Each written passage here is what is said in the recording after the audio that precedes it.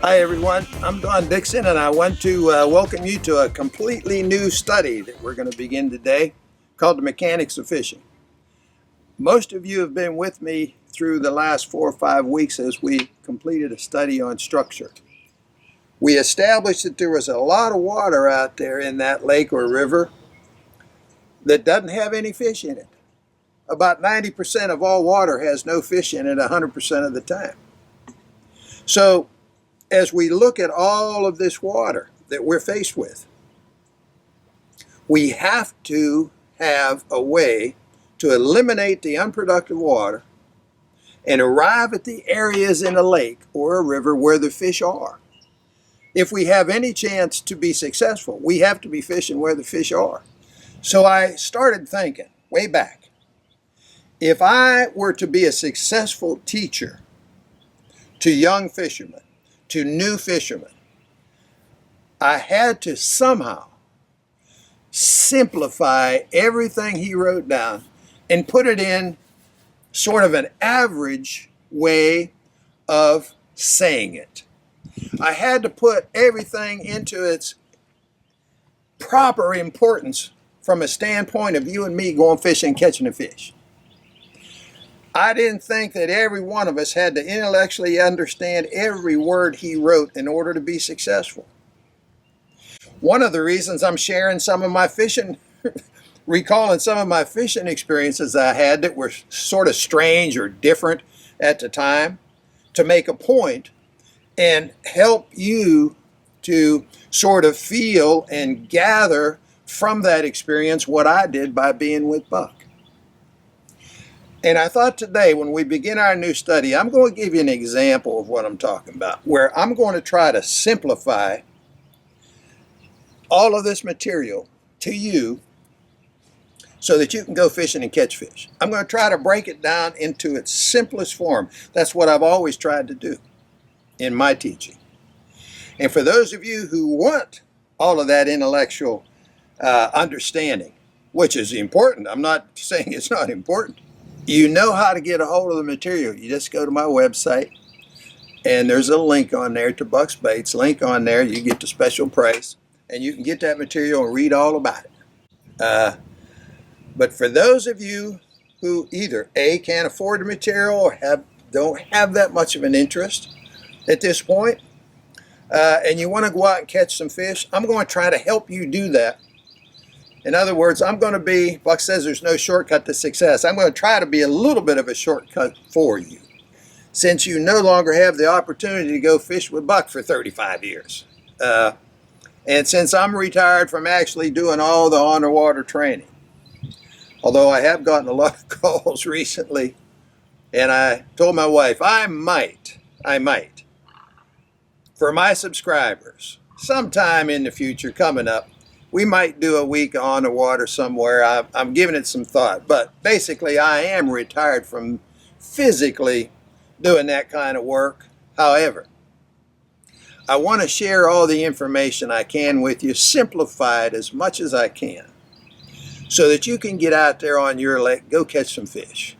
And that's what we're going to start our new series with, this whole idea of breaking down what we need to control once we arrive at these area of structures. Now, keep in mind, we've identified the 17 different types of structure.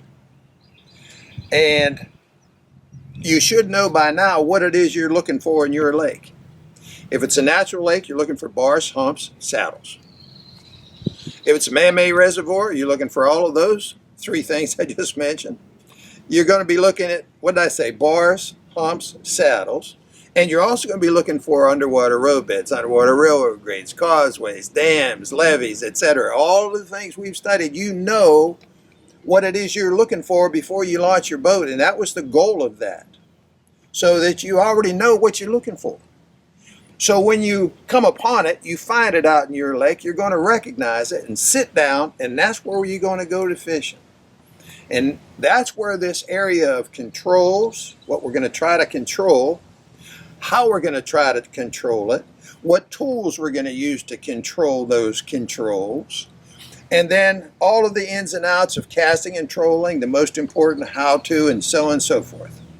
And the idea is, in the end, we get started catching fish and get started catching fish right away. Catching more and bigger fish than ever before. That's the goal.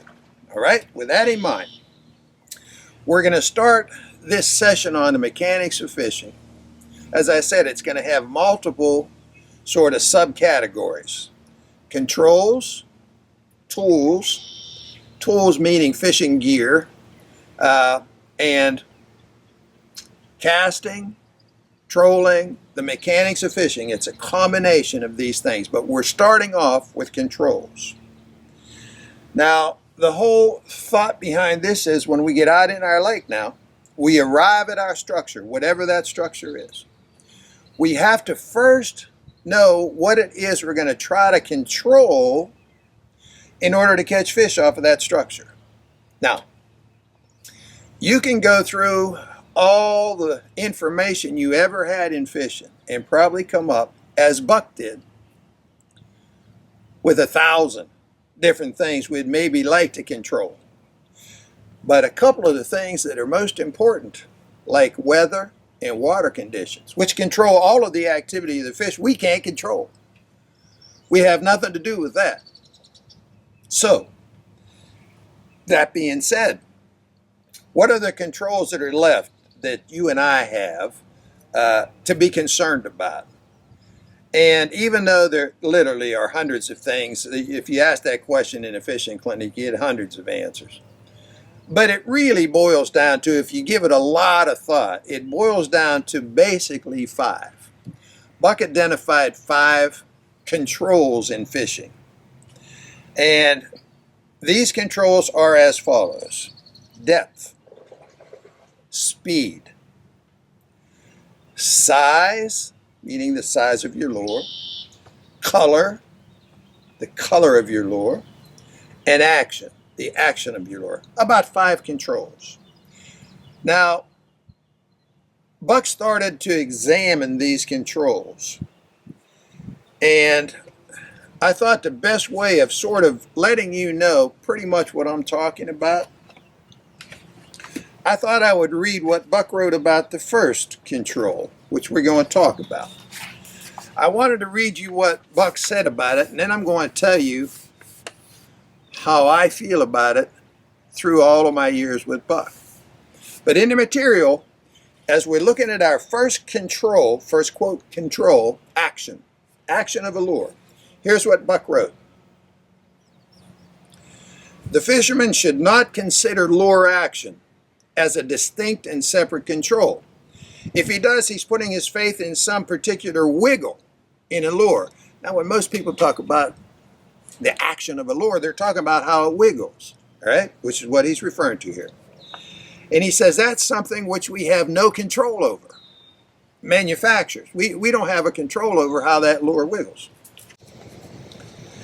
He goes on to say we could relate action to temperature as a guideline. That is, slower, lazier action at a lower temperature, and a vigorous action, a more vigorous action, at a higher temperature, a warmer temperature. And the thinking behind that, of course, is simple. It's because fish are cold-blooded creatures. Colder his environment, the slower he is.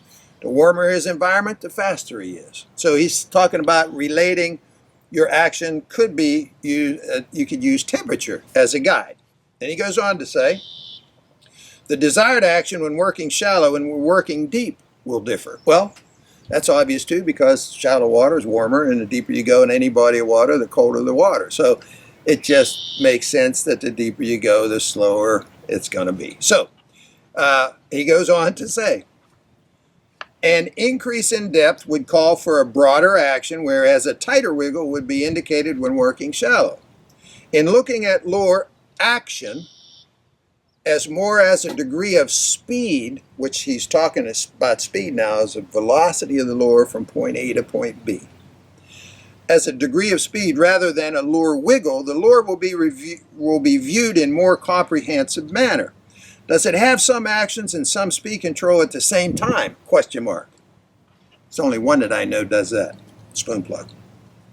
Or does it limit itself to one particular speed? When viewed in this perspective, that overall perspective, action adds dimension not only to control but to the whole of fishing. And the fisherman is not putting his faith in just a wiggle. So he's looked at all aspects of this action and tried to explain so and so forth. Now, he said, if you're a structure fisherman, much is said about speed control. Again, I'm going to define that. He's talking about how fast the lure gets from point A to point B, the velocity of the speed or the lure in the water. But very little, he said, is ever said about action. That's a successful structure fisherman. He's talking about speed control, not action. This is to a fisherman exposed to what we talk about is rather strange and confusing. In talking to one of us, he hears about the importance of speed, but in talking to the average fisherman, he hears more about action. Hey, you turn on the TV, you look at any of these tournaments, man, they're all talking about the action of a certain particular lure. They're never talking about speed. Hardly ever. I shouldn't say never. Hardly ever. Anyway, many people, many fishermen do not completely understand what is meant by speed control, nor do they understand where action fits into the picture. Excuse me. Nor do they completely understand the relationship between the two. Action and speed controls are practically one and the same. There would be no action without speed. Speed can be from absolute zero velocity up to as fast as you can crank the reel handle. For example, take a surface lure. How much action would you have if you just threw it out there and let it sit there? You have to move it to have any action to it. To further view the relationship between action and speed, let's look at two lures coming through the water. From here to there. The first lure is moving at a speed at so many feet per second. Let's say it arrives at its destination quickly and would be observed as moving at a fast speed. The second lure is moving through the water with a vigorous wiggling, vibrating, and wobbling movement, but is getting from here to there at a slower pace. That second lure gives the appearance of a fast-moving lure, but it's really only the action. Whereas the first lure is moving with speed, point A to point B. Herein lies the difference and the close relationship between speed and action. Now right here he has his all in capital bold black letters. The secret to controlling these factors is to place emphasis on how fast the lure moves through the water from point A to point B. Any action that may be involved should not be considered, period. There's no possible way for a fisherman to know how to control, and he's got this in quotation marks, how to control action, except through speed.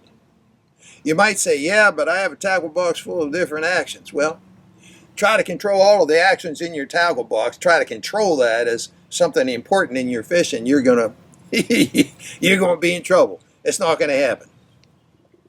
And he ends by saying it was for this reason he designed the spoon plug, his lure, with different actions built into the very different size of lures to take care of any concern about action. In other words, the little spoon plugs in the shallows, they have a fast, vigorous, and the bigger they get, going downstairs, the slower they get. He's already built those actions into his lures. So the idea is to sort of eliminate any worry in your fishing